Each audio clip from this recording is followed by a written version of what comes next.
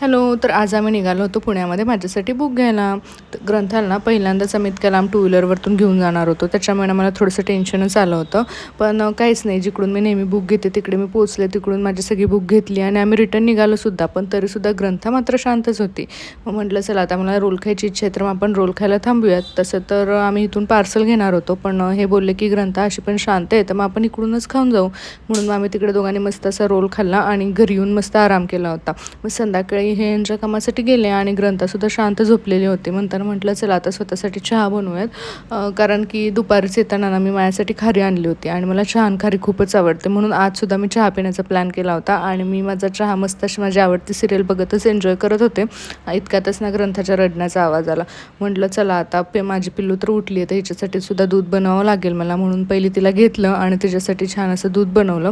मग तिला दूध पाजलं. मग त्याच्यानंतर ना ती खेळत होती आणि थोडंसं दूध राहिलं होतं, त्याच्यासोबत ती टाईमपास करत होती. मग मला वाटलं तर तिला प्यायचं नाही आहे, म्हणून मी तसं सोडून दिलं. आणि नंतर येऊन बघते तर काय, मॅडम स्वतः बॉटल घेऊन दूध पिण्याचं ट्राय करत होत्या. तेव्हा मला आठवलं की माझी आई मला म्हणायची की मुलं कधी मोठी होतात ना ते कळतच नाही. पण तेव्हा ते मला इतकं काय रिलेट होत नव्हतं. पण आज हिच्याकडे बघून ना मला असं ते रिलेट झालं आणि मला खूपच भारी वाटलं. तर असा होता आजचा माझा दिवस. चलो मग भेटू माझ्या नेक्स्ट व्लॉगमध्ये. तोपर्यंत बाय बाय.